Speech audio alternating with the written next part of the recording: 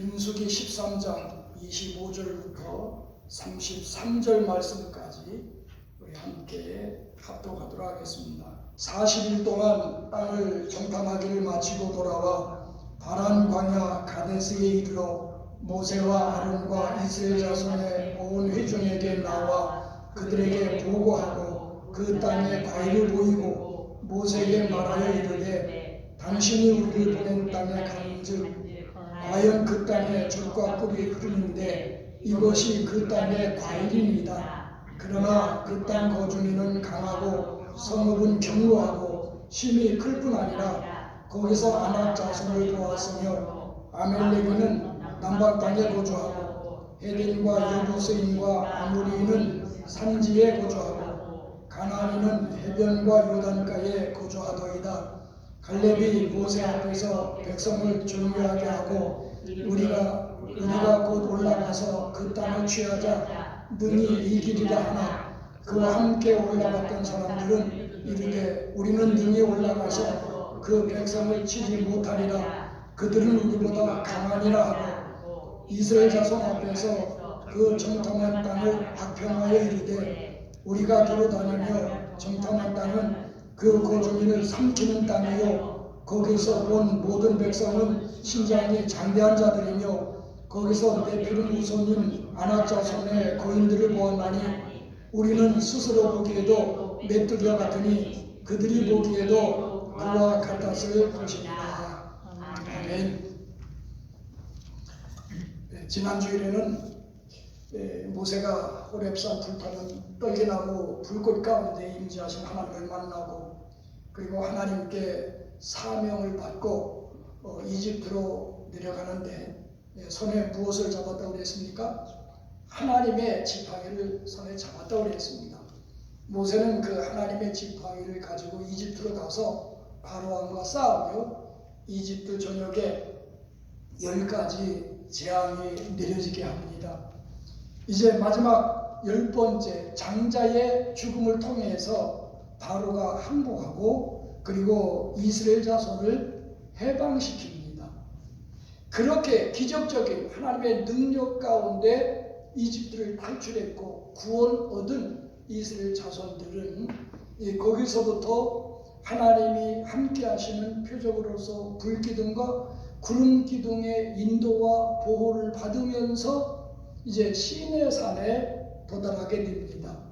그들은 시내산에서 10개월, 약 10개월 동안 거기서 머물면서 이제 가나안 땅에 들어가는 이제 선비로서 지켜야 될 법, 율법을 하나님으로부터 받습니다.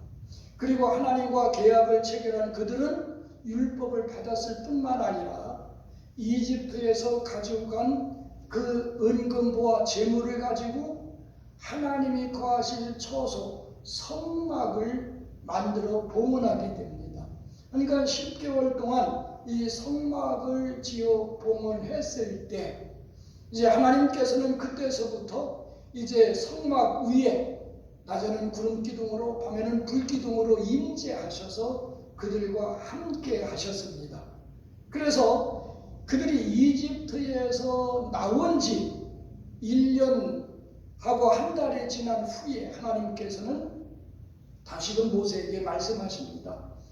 지금 이 이스라엘 백성들 가운데서 20세 이상을 계수해라. 그러니까 각 지파와 종족대로 이제 계수해서 20세 이상을 이제 계수하라고 했어요. 무슨 말이냐면 바로 20세 이상은 군대를 의미합니다. 군대 나가 싸울 수 있는 그런 연령이거든요. 그래서 이제 이 시내산에서 이제 계수를 함으로 인구조사를 함으로 말미암아 이제 본격적인 하나의 이스라엘의 군대가 되어집니다. 그래서 민수기에 보면 이제 이 레위 사람들에게는 성막을 봉사하고 성전 안에 있는 모든 기구들을 관리할 그런 책무와 임무를 부여하고 그 다음에 나머지 지파들은 이 휘막을 중심으로 해서 동서남북으로 세 지파씩 진영을 꾸미고 그리고 이제 성막에서 구름기둥이나 불기둥이 떠오르면 그들은 이제 천막을 철수하고 진영을 철수하고 행군을 합니다. 행군을 하는 데도 있어서 지파별로 군대로서 행군하는 것처럼 조직적으로 아주 질서 있게 그들이 가나안 땅을 향해 가고 있었던 겁니다. 그러다가 이제 구름 기둥이나 불 기둥이 머무르면 그들은 성막을 치고 그 다음에 성막을 중심으로 동서남북의 세 지파씩 이제 그들이 자기 진을 쳤던 겁니다. 그렇게 행군해서 이제 이 가데스 바네아 바란 광야까지 왔을 때 그들은 가나안 땅을 점령하기 위한 점령군이었어요. 하나님께서는 그들에게 군대를 편성하시고 조직적으로 이렇게 활동할 수 있도록 행군할 수 있도록 명령하셨는데 모든 체계와 조직을 갖추도록 하셨는데 이 바란 광야에 도착한 즉 가나안 땅을 목전에 둔 이 이스라엘 자손들은 마음이 약해졌어요. 믿음이 흔들렸습니다. 어떻게 보면 그대로 가나안 땅을 향해서 불기둥과 구름기둥이 인도하는 대로 따라갔더라면 그들은 그 땅을 점령했었을 겁니다. 그런데 바란 광야에 도착하자 사람들은 뭐라고 말합니까? 우리가 그 땅을 잘 알 수 없으니까 여기에서 정탐꾼을 보내서 그 땅을 탐지하고 오도록 하자. 이게 민수기에 보면 하나님께서 정탐할 것을 명한 것처럼 기록되어 있습니다만은 그러나 출애굽기서에 보면 실질적으로 그렇지는 않습니다. 이스라엘 백성들이 두려워했고 제한을 했던 것이죠. 그래서 모세는 이제 백성들의 요구와 하나님의 명령이 있었기 때문에 각 지파에서 유능한 사람 한 사람씩 선발해서 12명을 이제 가나안 땅으로 보냅니다. 보내면서 뭐라고 말합니까? 이제 그 땅이 어떠한지 정탐하라. 곧 그 땅 거민이 강한지 약한지 많은지 적은지 또 그들이 사는 땅이 좋은지 나쁜지 그리고 그들이 살고 있는 도시가 성읍인지 산성인지 진영인지 텐트를 친 게 진영이고 이제 산으로 이렇게 건물로서 쌓여 있으면 그 산성이죠. 또 토지가 비옥한지 메마른지 그런 것들을 이제 조사해 와라. 그렇게 해서 12명의 정탐꾼을 보냈습니다. 근데 우리가 조금 전에 합독한 그 말씀은 즉 민수기 13장 25절에서 33절까지의 말씀은 그들이 12사람이 40일 동안 가나안 땅을 정탐하고 돌아와서 모세와 이스라엘 자손들 앞에서 보고하는 내용이 바로 그 내용입니다. 그런데 이 내용에 보면 이제 두 사람이 보고하는 즉 여호수아와 갈렙이 보고하는 내용과 그리고 10사람이 보고하는 내용이 각각 달랐어요. 어떻게 보면 여호수아와 갈렙은 긍정적으로 보고했는가 하면 이 10사람은 모두가 부정적으로 보고를 했어요. 이스라엘 자손들은 두 사람의 믿음의 말보다는 10사람 다수가 말하는 이 부정적인 말을 듣고 수용했어요. 그 말을 믿었어요. 그 결과는 어떻게 됐느냐? 가나안 땅에 들어가는 금방 가나안 땅에 들어가서 가나안 땅의 축복을 누릴 수 있었음에도 불구하고 그 이후에 38년 동안이나 이 광야에서 방황하고 20세 이상의 남자들은 광야에서 죽는 그런 비극을 경험하게 됩니다. 왜 그렇습니까? 바로 그들에게 한쪽에서는 부정적인 그런 말이 있었고 믿음이 있었고 또 한쪽에서는 긍정적인 믿음이 있었고 말이 있었는데 긍정적인 걸 받아들이지 않고 부정적인 것을 수용했기 때문에 그렇습니다. 오늘 우리도 마찬가지입니다. 우리의 마음속에도 순간순간마다 사건마다 긍정적인 생각이 있는가 하면 부정적인 생각도 아울러 있어요. 그렇죠? 또 우리가 말을 할 때도 부정적인 말이 있는가 하면 긍정적인 말도 있어요. 또 우리가 어떤 단체든지 어떤 그룹이든지 이끌고 갈 때에 그 속에는 부정적인 사람이 있고 긍정적인 사람들이 있어요. 그렇다면 오늘 본 말씀을 통해서 우리가 얻을 수 있는 교훈은 적어도 부정적인 생각과 그 말과 행동은 버려야 된다고 하는 것이죠. 또한 믿음이라고 하는 것은 긍정적으로 보고 생각하고 행동하도록 만든다고 하는 교훈을 얻을 수 있습니다. 그래서 이 시간 부정과 긍정의 믿음이라고 하는 제목을 가지고 이스라엘 백성들이 어떤 면에서 38년 동안 가나안의 축복이 유보된 이유가 뭔가? 그리고 20세 이상이 가나안 그 광야에서 방황하면서 다 죽어야만 했던 이유와 원인은 무엇인가?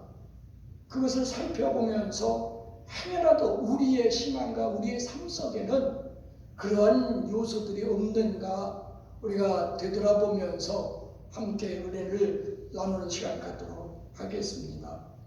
첫째로 여러분 말씀 속에서 얻을 수 있는 교훈은 우리가 보는 것을 부정적으로 볼 수 있고 긍정적으로 볼 수 있는데 믿음의 사람은 긍정적으로 바라봐야 된다고 하는 것입니다.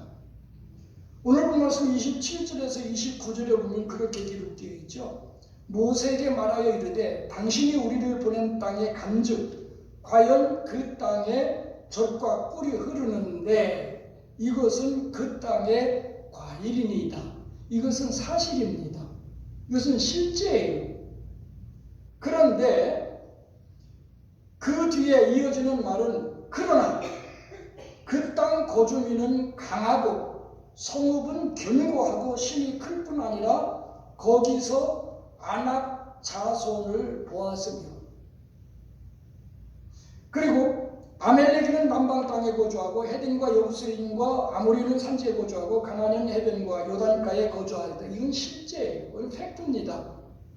그러나 그 전에 보면 이 가나안 땅은 그리 크지 않습니다. 어떻게 보면 우리나라 강원도보다 조금 더 클까요? 경상남북도 합쳐진 그런 땅의 크기입니다. 이런 넓지 않은 땅 40일 동안을 탐지했으니까 구석구석 어디든지 자세히 관찰했을 겁니다. 그들이 안 본 곳, 안 가본 곳이 어디 있겠어요? 하지만 이 10사람이 본 것은 무엇을 봤어요? 거기에서 아낙 자손을 봤어요. 그리고 그 거주민은 뭘 봤어요? 강한 것을 봤어요. 그리고 성읍이 힘이 크고 견고한 것을 봤어요. 그들이 본 것은 어떤 면에서 부정적인 것을 본 겁니다. 물론 그것이 사실일 수가 있어요. 그러나 바로 이 10사람에게 있어서 문제는 이렇게 보고한 이유 가운데 하나는 뭡니까? 그들은 부정적인 시각으로 어떤 면에서 육신적이고 세상적인 관점에서 그 지역을 돌아보고 왔기 때문에 그것이 보여졌고 그것이 자기들에게 문제가 되어졌던 겁니다. 반대로 여호수아와 갈렙은 뭐라고 말했습니까? 어떤 면에서 14장 7절에서 9절까지 보면 그렇게 기록되어 있어요. 여호수아와 갈렙 두 사람은 우리가 두루 다니며 정탐한 땅은 심히 아름다운 땅이라 여호와께서 우리를 기뻐하시면 누가 기뻐하시면 여호와께서 우리를 기뻐하시면 다른 말로 표현한다면 여호와께서 우리와 함께 계시면 우리를 그 땅으로 인도하여 드리시고 그러니까 가나안 땅에 들어가는 것은 우리 힘으로 우리의 능력과 우리의 방법으로 우리의 군사력으로 들어가는 게 아니라 그 말이에요. 누가 들어보내시는 거예요? 여호와께서 우리를 그 땅으로 들여보내신다. 그리고 그 땅을 주실 것이다. 그 땅을 우리가 싸워서 정복하는 게 아니라 누가 그 땅을 우리에게 주셔요? 하나님이 우리에게 그 땅을 주실 것이다. 이는 과연 젖과 꿀이 흐른 땅이나 다만 여호와를 거역하지 말라.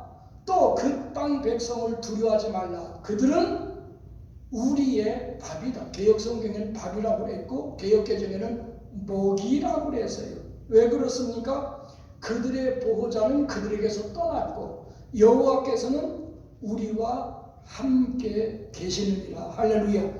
그러니까 여호수아와 갈렙 이 12사람이 똑같은 장소에서 똑같은 환경, 조건, 똑같은 것을 보고 왔지만은 여호수아와 갈렙은 누구의 관점에서? 하나님의 관점에서, 하나님의 구원의 역사의 관점에서 바라보니까 이집트에서 우리를 구원하신 분이 누구예요? 하나님이셔요. 지금 이곳까지 인도하신 분이 누구셔요? 하나님이셔요. 앞으로 그곳까지 인도하실 분이 누구셔요? 하나님이셔요. 그들과 싸워 이기게 하실 분이 누구셔요? 하나님이셔요.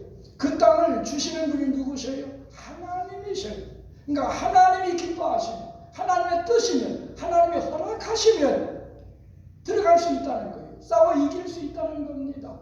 그러니까 바로 여호수아와 갈렙은 누구의 관점에서? 하나님의 역사적인 관점에서, 오늘날로 말하면 성서적인 관점에서, 믿음의 관점에서, 영적인 관점에서 정탐하고 돌아왔다고 하는 겁니다.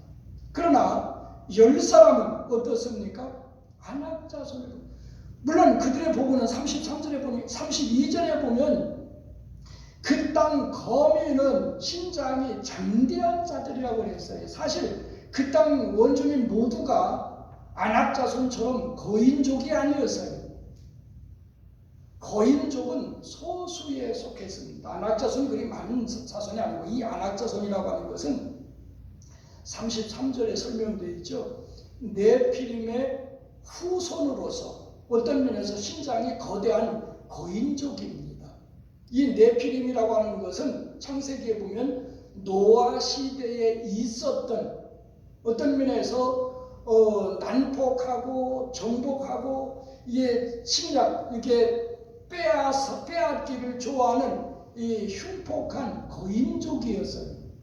이 그들과 이제 이 안악자손이 어떤 관계가 있는지는 우리가 정확히 알 수 없습니다만은 이미 그들이 본 그 사람은 네피림의 후손처럼 신장이 거대한 그런 사람이었다 그 말입니다. 실제적으로 나중에 이스라엘 백성들이 신명기 3장에 보면 가나안 정복 전쟁 과정에서 바산 왕 옥을 사로잡습니다. 옥을 쳐 죽이죠. 그런데 성경에 보면 이 바산 왕 옥의 침대 길이가 9규빗이라고 했어요. 그리고 넓이가 4규빗이라고 했습니다. 다시 말씀드리면 이제 이 바산 왕의 침대 길이가 4.1m고, 왜냐하면 1규빗이 45.6cm니까, 그러니까 4.1m고 넓이가 1.8m라고 하는 겁니다. 물론 침대 사이즈가 사람의 사이즈는 아니에요. 그렇죠? 그렇지만은 여러분, 다윗과 싸웠던 골리앗 어떻습니까? 상상해 보십시오. 이게 안악자손입니다. 그런 거인족, 그걸 바라봤다는 겁니다. 그것은 겉으로 보여지는, 겉으로 드러난 현상을 본 것이고, 조건만 본 것이고, 눈에 들어오는 그 상황만 본 것이지, 배후에 역사하시는 하나님을 보지 못했던 결과인 겁니다. 따라서 오늘 우리도 마찬가지입니다. 우리가 신앙생활하며 인생을 살아갈 때, 또 개인적으로, 가정적으로, 어떤 면에서 교회적으로, 그리고 사업을 하면서 어떤 현상들, 어떤 문제에 직면하거나 또 어떤 현상들이 우리에게 다가올 때 겉에 보여지는 그 조건이나 상황과 형편만 바라보지 말고 그 배후에서 역사하시는 누구를 바라봐야 돼요? 하나님을 바라봐야 됩니다. 따라서 우리는 인생을 살아갈 때 성서적인 관점에서, 그러니까 우리가 하나님 말씀을 알아야 돼요. 성경에 역사하신 하나님의 섭리를 우리는 이해할 수 있어야 됩니다. 왜냐하면 하나님은 옛날이나 지금이나 동일하게 역사하시기 때문에. 그래서 우리는 모든 사물을 바라볼 때 성서적인 관점에서 우리는 믿음의 눈으로 바라봐야 됩니다. 이런 신앙을 갖게 되기를 주님의 이름으로 축원드립니다. 그 다음에 두 번째는 생각하는 것입니다. 사람은 무엇을 보느냐에 따라서 그 생각이 달라지게 되어 있어요. 그러니까 바로 이 여호수아와 갈렙은 우리가 보는 말씀 30절에서 31절까지 보면 그렇게 기록되어 있습니다. 갈렙이 모세 앞에서 백성을 조용하게 하고, 왜냐하면 이제 이 부정적으로 보고하는 이 사람들의 10사람의 말을 듣고 이스라엘 자손들 이 회중이 웅성웅성하기 시작했어요. 들뜨기 시작했어요. 당황하기 시작했습니다. 그래서 갈렙이 백성들을 조용하게 시키고 말합니다. 우리가 곧 올라가서 그 땅을 취하자 능히 이기리라. 이것은 여호수아와 갈렙의 생각입니다. 왜 이렇게 생각했습니까? 조금 전에 말씀드렸던 것처럼 하나님이 기뻐하시면, 하나님이 함께 하시면, 하나님이 허락하시면 그 땅으로 인도하여 들이시고 그 땅을 우리에게 주실 것이다. 하나님이 우리와 함께 계셨다. 그들의 신은 죽었다. 그렇기 때문에 그들은 우리의 밥이다. 그런 관점에서 보았기 때문에 능히 싸워 이길 수 있다고 하는 겁니다. 이것은 믿음의 생각입니다. 바로 여호수아와 갈렙의 생각입니다. 그러나 10사람은 뭐라고 말합니까? 그와 함께 올라갔던 사람들은 이르되 우리는 능히 올라가서 그 백성을 치지 못하리라. 그들은 우리보다 강하니라. 키도 크고 신장도 거대하죠. 그러니까 그들은 우리보다 강하다는 거예요. 왜? 눈에 보여지는 현상만, 조건만, 형편만 봤기 때문에, 육신의 눈으로 세상적인 기준으로 봤기 때문에 이건 게임할 상대가 아니에요. 자, 봅시다. 그들은 어떻게 생각했어요? 우리가 스스로를 볼 때 뭐 같은 존재라고 그랬어요? 메뚜기와 같은 존재라고 그랬어요. 그러니까 그들이 보기에도 당연했을 것이다. 이것은 그들의 생각이었어요. 그들의 생각이었어요. 그들은 그렇게 생각했어요. 그러나 여호수아와 갈렙은 아니다. 그들은 우리의 밥이다, 먹이다. 왜? 하나님이 함께 하셨어요. 하나님의 관점, 성서적인 관점, 믿음의 눈으로 바라봤기 때문에 그렇게 생각할 수 있었던 겁니다. 그러니까 바로 이 불신앙의 시각, 즉 믿음이 없는 육신과 세상적인 시각으로 바라보니까 그들은 부정적인 생각에 사로잡히게 되었던 겁니다.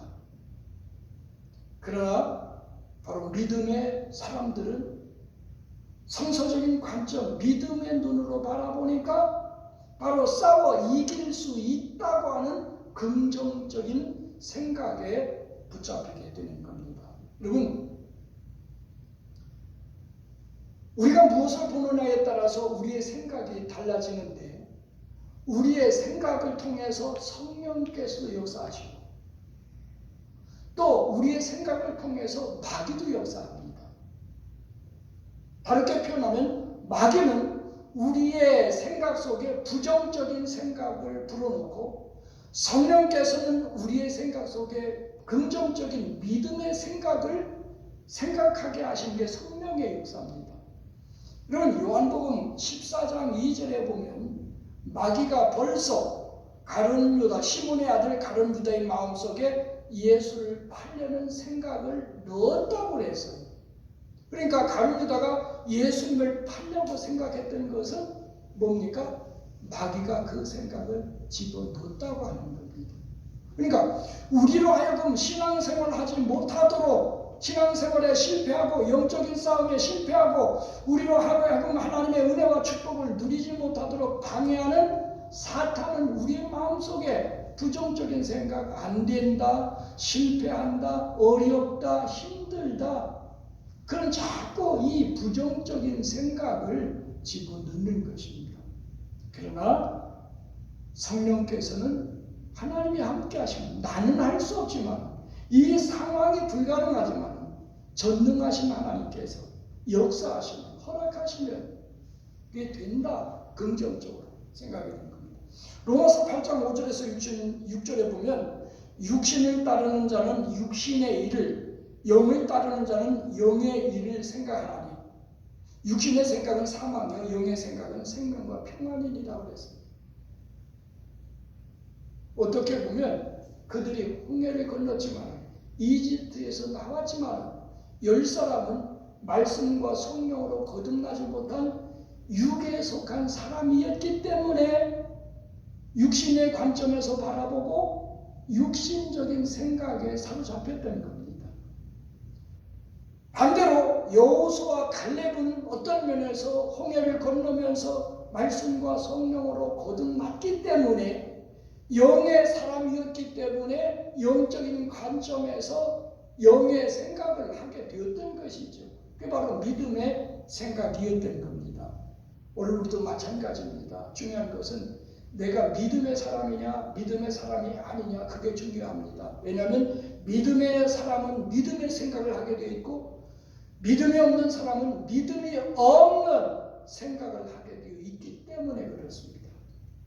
따라서 여러분들은 여호수아와 갈렙처럼 성서적인 관점에서 믿음의 눈으로 바라봄으로 말미암아 믿음의 생각, 영의 생각을 하면서 살아가기를 주님의 이름으로 축원드립니다. 아멘. 마지막 세 번째로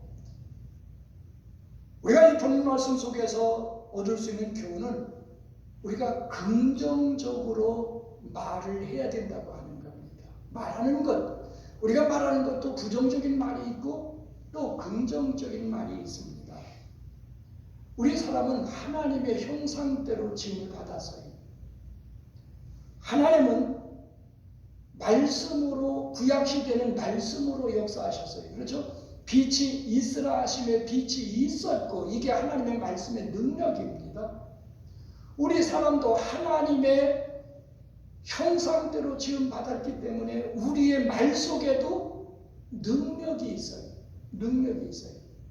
여러분 저는 아직 시험을 못 해봤습니다만은 시험해 본 사람들의 말에 의하면 똑같은 화분 이제 꽃나무 똑같은 두 꽃나무를 갖다 화분에 심어놓고 모든 조건과 상황을 똑같이 해주는 겁니다.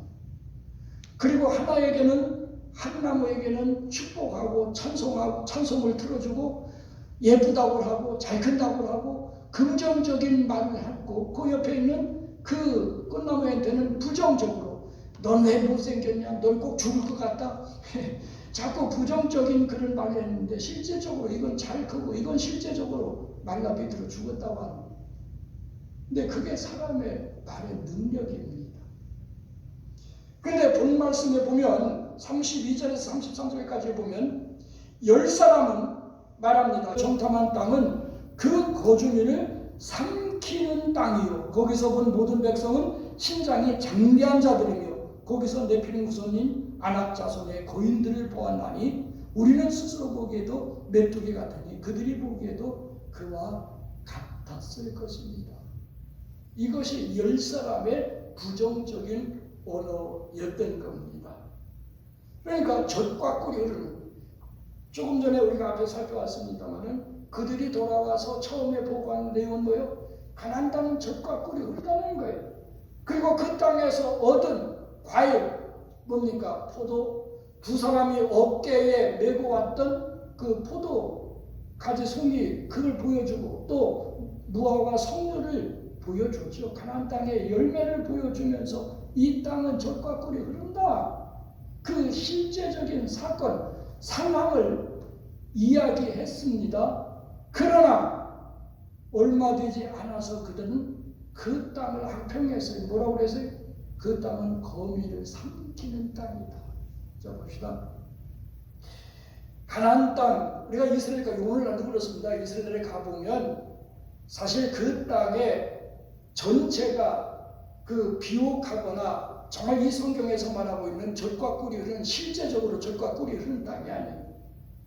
그 땅의 풍요로움과 어떤 면에서 좋은 것을 언어적으로 표현한 것이 젖과 꿀이 흐르는 땅이라고 그랬어요. 그러나 중요한 것은 왜 가나안 땅이 젖과 꿀이 흐르는 땅이냐? 신명기에 보면 태초부터 새말까지 하나님의 시선이 집중된 곳이 바로 가나안 땅이었어요.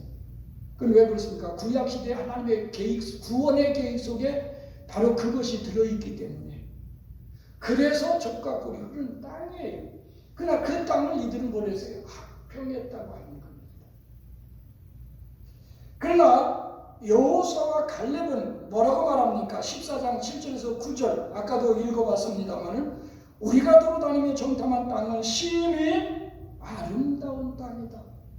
하나님이 우리를 기뻐하시면 우리를 그 땅으로 인도해 드리시고 그 땅을 우리에게 주시리라.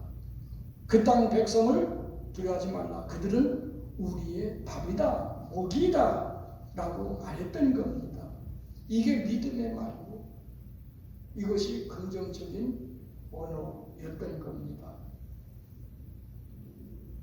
결론적으로 말씀을 드립니다.